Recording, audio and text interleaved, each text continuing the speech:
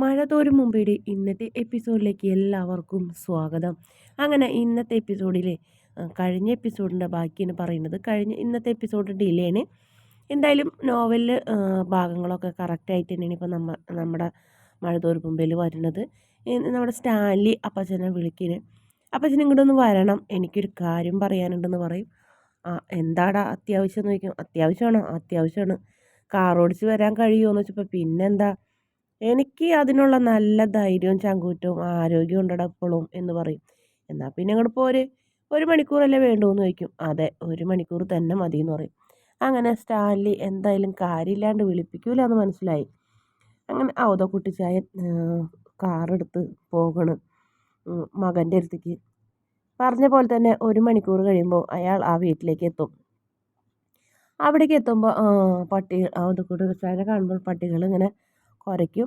1-2 എണ്ണം അടുത്തേക്കും ഓടി വരും. അപ്പോൾ അയാളിങ്ങനെ ചെറുതായിട്ടൊന്നിങ്ങനെ ഞെട്ടി നിൽക്കും. പേടിക്കണ്ട അപ്പച്ചാ, പുതിയ ആൾക്കാരും ഇല്ല, പഴയവർ തന്നെയാണ്. നിൻ്റെ കാര്യമായതുകൊണ്ട് ഒന്നും പറയാൻ പറ്റില്ലേ. പുതിയ ആൾക്കാരെങ്കിലും കൊണ്ടുവന്നിട്ടുണ്ടെങ്കിലോ എന്ന് വിചാരിച്ചൊന്ന് ശങ്കിച്ചതാണെന്ന് പറയും. അപ്പച്ച പായോന്ന് പറയും. അങ്ങനെ അപ്പച്ചനെ അകത്തേക്ക് കൊണ്ടുപോയി കസേരയിൽ പിടിച്ചിരുത്തും അയാൾ. എന്നിട്ട് മദ്യം എടുത്ത് ഇങ്ങനെ ഒഴിക്കും. എടാ, നീ എന്നെ കുടിപ്പിക്കാൻ വിളിച്ചതാണോ എന്ന് ചോദിക്കും. അല്ലല്ല. എന്നാലേ കുറച്ച് മതി, പണ്ടത്തെ പോലെ കുറേയൊന്നും കുടിക്കാൻ പറ്റില്ല. നീ വിളിപ്പിച്ച കാര്യം പറയുമെന്ന് പറയും. അതൊക്കെ പറയാം, അപ്പച്ചൻ ഇരിക്കുമെന്ന് പറയും. അങ്ങനെ അപ്പച്ചനെ പിടിച്ച് അവിടെ ഇരുത്തും. അപ്പച്ചന് പഴയൊരു വൈജയന്തി ഓർമ്മയുണ്ടോ എന്ന് ചോദിക്കും. വൈജയന്തി എന്ന് പറഞ്ഞപ്പോൾ ആദ്യം നമ്മുടെ അപ്പച്ചന് മനസ്സിലാവില്ല. പിന്നീട് ആഗ്രയിൽ നിൻ്റെ ഒപ്പം ഒന്നിച്ച് താമസിച്ച പെണ്ണ്, പാലക്കാരി, അതെ, അതെന്താ ഇപ്പം പറയാൻ കാരണം എന്ന് ചോദിക്കും. കാരണമുണ്ട്, അപ്പച്ചൻ്റെ ഇരിക്കും, ഞാൻ പറയാമെന്ന് പറയും. അപ്പം അയാളതിൽ നിന്ന് ഇത്തിരി എടുത്തും കഴിഞ്ഞിട്ട് ഇങ്ങനെ കുടിക്കും. പറയും, അന്ന് ഞാൻ അമ്മയ്ക്ക് സുഖമില്ലാണ്ട് അവിടെ വന്നപ്പോൾ അവൾ വാടക വീട്ടിൽ താമസിച്ചിരുന്നു. അന്ന് അവൾ പൂർണ്ണ ഗർഭിണിയായിരുന്നു. അപ്പച്ചന് ഓർമ്മയുണ്ടോ? 8 മാസം ഗർഭിണിയായിരിക്കുമ്പോഴാണ് ഞാൻ അങ്ങോട്ട് വന്നത്. തിരിച്ചു വന്നപ്പോൾ വൈജയന്തി അവിടെ ഇല്ല. വൈജയന്തിനെ അവളുടെ സഹോദരന്മാർ പിടിച്ചു പോയി. പിന്നീട് ഞാൻ അന്വേഷിച്ച് ചെന്നപ്പോൾ അവളുടെ കല്യാണമൊക്കെ കഴിഞ്ഞു, അവൾ മറ്റൊരുത്തൻ്റെ കൂടെ ജീവിക്കണമെന്ന് പറഞ്ഞു. അതോടുകൂടിയാണ് ഞാൻ പിന്നെ എൻ്റെ ജീവിതവും അങ്ങനെ നോക്കിയത്. ശരിയല്ല അപ്പച്ചാന്ന് പറയും. അതെ എന്ന് പറയും. അന്ന് അവൾ പ്രസവിച്ച കുഞ്ഞെന്തേ അപ്പച്ചാന്ന് പറയും. ഇതെന്താണ് നീ എന്നോട് ചോദിക്കുന്നതെന്ന് ചോദിക്കും. പിന്നെ അപ്പച്ചനും കൂടി അറിവില്ലാണ്ടിരിക്കില്ലല്ലോ എന്ന് പറയും. അത് ചാബിള്ളാണെന്നെങ്ങാണ്ട അന്ന് പറയുന്നത് കേട്ടത്. അല്ല, അസലൊരു കുട്ടി, അതും പെൺകുഞ്ഞ് എന്ന് പറയും. കുട്ടിച്ചായ ഞെട്ടും. ഇതൊക്കെ നിന്നോട് ആര് പറഞ്ഞു? ആരെങ്കിലും ആയിക്കോട്ടെ, അത് സത്യമല്ലേ അപ്പച്ചാന്ന് ചോദിക്കും. അന്ന് അവളെല്ലാവരും കൂടി അനാഥാലയത്തിൽ കൊണ്ടാക്കി ആ കുഞ്ഞിനെ. ഏത് അനാഥാലയത്തിലെന്ന് അപ്പച്ചൻ്റെ ഓർമ്മയുണ്ടോയെന്ന് ചോദിക്കും. പിന്നെ സത്യങ്ങൾ പറയാതെ നിവർത്തില്ല എന്നായി കുട്ടിച്ചായൻ ആകെ പരുങ്ങണ്. നീ ഇതൊക്കെ ആര് പറഞ്ഞറിഞ്ഞു എന്ന് പറയും. എനിക്ക് ഒരു മോളുണ്ടെന്ന് അറിഞ്ഞു. 22.5 വർഷം അവൾ അനാഥാലയത്തിലായിരുന്നു എന്ന് ഞാൻ അറിഞ്ഞു. ബ്രിജിത്താമ്മ എന്നൊരു സ്ത്രീനെ അവളെടുത്ത് വളർത്തിയെന്ന് പറഞ്ഞു. ഇത്രയും സത്യമല്ലേ അപ്പച്ചാന്ന് ചോദിക്കും. ഇതൊക്കെ നിന്നോട് ആരാ പറഞ്ഞതെന്ന് ചോദിക്കും. അവളിപ്പോൾ ജോലിക്ക് നിൽക്കുന്ന വീട്ടിലെ ഗൃഹനാഥൻ എന്നെ കാണാൻ വന്നിരുന്നു എന്ന് പറയും. പാലായിലുള്ള ഒരാൾ കഴിഞ്ഞ ദിവസം നിന്നെ കാണാൻ അങ്ങോട്ട് വന്നിട്ടുണ്ടായി. ഞാനാണ് അയാൾക്ക് അഡ്രസ്സ് കൊടുത്തത്. അതാണോ ഒരു ബിസിനസ്സുകാരൻ? അതെ. എടാ, അങ്ങനെ ഒരു കുഞ്ഞ് ജീവിച്ചിരിപ്പുണ്ട കാര്യം നീയാണ് അവളുടെ അച്ഛനുള്ള കാര്യം മറ്റാർക്ക് അറിയുമെന്ന് ചോദിക്കും. ഇല്ല, അയാൾക്ക് മാത്രം അറിയുള്ളൂ. ബാക്കി പറയാപ്പച്ച. ആ കുഞ്ഞിനെ നിങ്ങൾ അനാഥാലയത്തിൽ കൊണ്ടാക്കിയില്ലേ എൻ്റെ അറിവില്ലാതെ? വൈജയന്തിക്ക് എൻ്റെ കല്യാണക്കത്ത് കാണിച്ച് നിങ്ങൾ എൻ്റെ വിവാഹം കഴിഞ്ഞു എന്ന് പറഞ്ഞില്ലേ? വൈജയന്തിനെ നിങ്ങൾ ചതിച്ചില്ലേ? അവളിതൊക്കെ അറിഞ്ഞാലോ എന്ന് ചോദിക്കും. അന്നത്തെ അവസ്ഥയിൽ ഞാൻ പറഞ്ഞല്ലോ, നിനക്ക് പറ്റിയ ബന്ധമല്ല അത്. അതുകൊണ്ടാണ് ഞങ്ങളും അവളുടെ വീട്ടുകാരും കൂടി അങ്ങനെ ഒരു തീരുമാനം എടുത്തത്. നിങ്ങളെ രണ്ടാളെ 2 വഴിക്ക് ആക്കിയതെന്ന് പറയും. നന്നായി അപ്പച്ചാ, എൻ്റെ കൂടെ ജീവിക്കേണ്ട എൻ്റെ മോള് ഇപ്പോൾ അനാഥാലയത്തിലല്ലേ 22 വർഷം ഞാനിവിടെ ജീവിച്ചിരിക്കുമ്പോൾ എന്ന് പറയും. അത് പിന്നെ പിഴച്ച് പ്രസവിച്ച മക്കളൊക്കെ അങ്ങനെ തന്നെയാടാന്ന്. പിഴച്ച് പ്രസവിച്ചെന്ന് അച്ഛൻ പറയരുത്. ഏത് സ്ത്രീയിൽ പിറന്നതായാലും അതെൻ്റെ കുഞ്ഞാണെന്ന് പറയും. അത് പോട്ടെ, ഇപ്പോൾ നീ ഇതെന്ത് ചെയ്യാൻ പോകണമെന്ന് പറയും. എനിക്ക് അവളെ ഏറ്റെടുക്കണം, വളർത്തണം, ഇത്ര വർഷം കൊടുക്കാത്ത സ്നേഹം കൊടുക്കണം, എല്ലാം എന്ന് പറഞ്ഞപ്പോൾ നീ നടക്കുന്ന കാര്യം വല്ലതും പറയും. റീത്താമ്മ അറിഞ്ഞാൽ എന്താ അവസ്ഥ? നിന്റെ മക്കൾക്ക് ഇപ്പം നിന്നോടുള്ള സ്നേഹം കൂടി ഇല്ലാണ്ടാവും.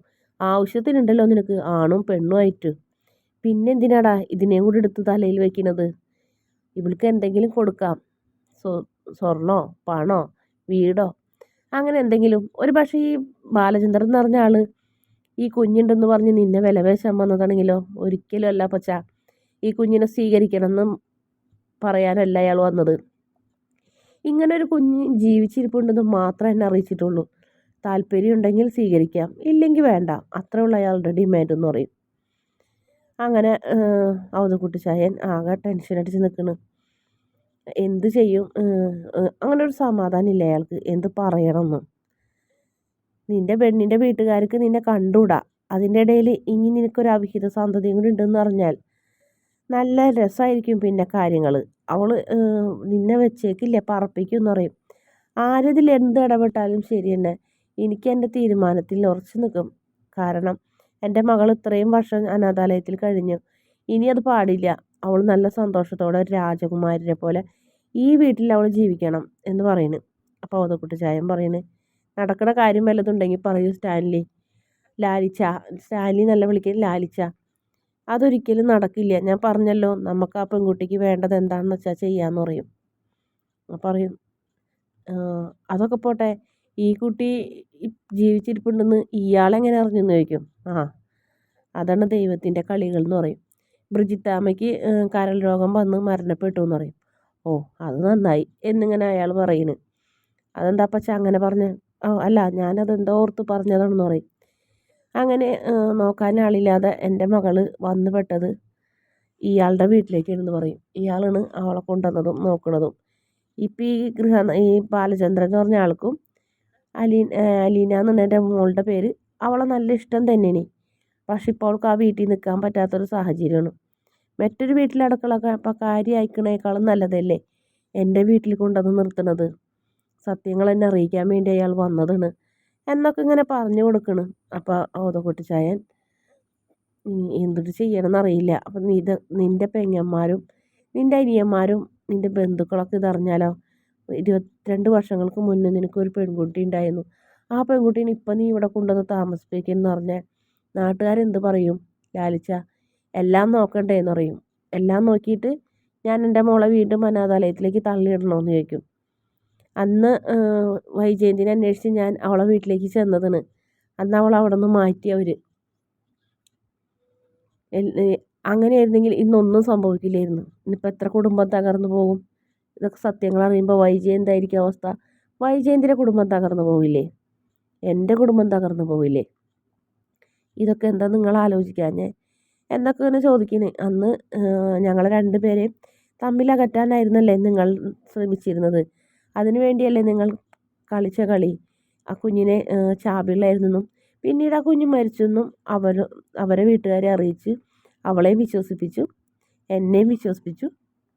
കഴിഞ്ഞതൊക്കെ പോട്ടെ, എനിക്കിനി കൂടുതലൊന്നും പറയാനില്ല. പക്ഷേ എൻ്റെ മകൾ ഉള്ളത് കൊണ്ട് അവളെ ഞാൻ സ്വീകരിക്കും. എനിക്ക് അവളെ സ്വീകരിച്ചേ പറ്റൂ. അവളെ ഉപേക്ഷിക്കാൻ കഴിയില്ല. ഞാൻ ഈ വീട്ടിലേക്ക് കൊണ്ടുവരുന്നൊക്കെ പറയും. അപ്പം അതൊക്കെ ചായം വീണ്ടും പറയുന്നു, ഒന്നും കൂടെ ആലോചിച്ചിട്ട് മതി ലാലിച്ച. അവൾക്ക് എന്തെങ്കിലും കൊടുക്കാനുണ്ടെങ്കിൽ കൊടുത്ത്, അല്ലെങ്കിൽ അവളെ കല്യാണം കഴിപ്പിച്ചയക്ക്. ഇത്രയും പ്രായമായില്ലേ, അങ്ങനെ എന്തെങ്കിലും നോക്കാണ്ട് നീ വിളംബരം ചെയ്ത് നിൻ്റെ മകളെ ഇവിടെ കൊണ്ട് നിർത്തിയാൽ പിന്നെ നിൻ്റെ ഭാവി എന്താവും നീ ഒന്ന് ആലോചിച്ച് നോക്കിയേ എന്ന് പറയുന്നു. തൽക്കാലം അപ്പച്ചൻ ഇക്കാര്യം മറ്റാരോടും പറയണ്ടെന്നറിയും. അതായത് അനിയന്മാരോടാണ് പറയുന്നത്. റോബിച്ചനോടൊക്കെ ആൽബിച്ചനോടൊക്കെ പറയരുതെന്ന് പറയും. നല്ല കാര്യമായി. എനിക്കറിയാം പറയേണ്ടത് പറയാനും പറയാൻ പറ്റാത്തത് പറയാണ്ടിരിക്കാനും എനിക്കറിയാം. അല്ലെങ്കിൽ തന്നെ അവന്മാരോടൊക്കെ ഇത് പറഞ്ഞിട്ടുണ്ടെങ്കിൽ അവർ അംഗീകരിക്കുമോ? വർഷങ്ങൾക്ക് മുന്നുണ്ടായിരുന്ന ഒരു അവിഹിത സന്തതിനെ ഇപ്പം കൊണ്ടുവന്ന് ഇവിടെ നോക്കണമെന്ന് പറഞ്ഞാൽ തന്നെ അവരത് ഉൾക്കൊള്ളാൻ പോലും ചെയ്യില്ല എന്ന് പറയും. അവർ ഉൾക്കൊണ്ടാലും ഇല്ലെങ്കിലും ശരി തന്നെ. എനിക്ക് പറയാനുള്ളത് ഞാൻ അപ്പച്ചനോട് പറഞ്ഞു. അപ്പച്ചനും കൂടിയിട്ടാണ് എൻ്റെ ജീവിതം നശിപ്പിച്ചത്. അതുകൊണ്ട് അതിൽ അപ്പച്ചനൊരു പങ്കുണ്ട്. അതുകൊണ്ട് തന്നെയാണ് ഞാൻ അപ്പച്ചനെ വിളിച്ചറിയിച്ചത്. എൻ്റെ മകളെ ഞാൻ ഇങ്ങോട്ട് കൊണ്ടുവരും. അവളെ ഞാൻ മകളായിട്ട് സ്വീകരിക്കും. എല്ലാവരും അവളെ എൻ്റെ മകളെന്ന് ഞാൻ അറിയിക്കും. അങ്ങനെ ഓരോന്നായിട്ട് ലാലിച്ചൻ ഇങ്ങനെ അവതക്കുട്ടി ചായനെ ഭീഷണിപ്പെടുത്തുന്നു. അയാൾ ചെറുതായിട്ട് ഒന്ന് തളർന്ന് കുറച്ച് മദ്യപിച്ചിട്ടുണ്ടായിരുന്നുള്ളൂ. ഒന്ന് ആകെ തളർന്ന പോലെയായി. അയാൾ അങ്ങനെ ചാരുകസയിലേക്ക് ഇങ്ങനെ ചാരിയിരിക്കുന്നു. അങ്ങനെ സ്റ്റാൻലി ആണെങ്കിൽ അലീനനെ സ്വീകരിക്കാൻ മനസ്സുകൊണ്ട് തയ്യാറെടുക്കണ്. എന്നിട്ട് പിന്നെ നമ്മുടെ അലീനനെ കാണാൻ ബാലചന്ദ്രൻ്റെ വീട്ടിലേക്ക് ചെല്ലുന്നുണ്ട്. അച്ഛൻ്റെ സുഹൃത്ത് എന്നുള്ളൊരു പരിചയത്തിൽ മാത്രം ചായയായിട്ട് സ്റ്റാൻലിയുടെ അടുത്തേക്ക് ചെല്ലുന്നുണ്ട്.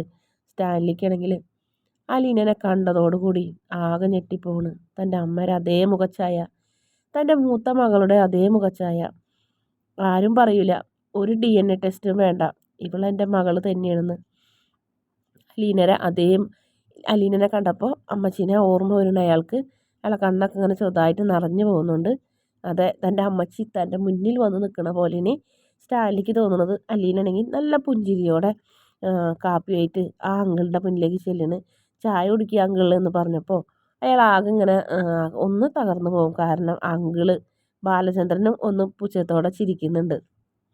ഈ വീഡിയോ ഇഷ്ടപ്പെടുകയാണെങ്കിൽ ഈ ചാനൽ ഒന്ന് സബ്സ്ക്രൈബ് ചെയ്ത് സപ്പോർട്ട് ചെയ്യണേ.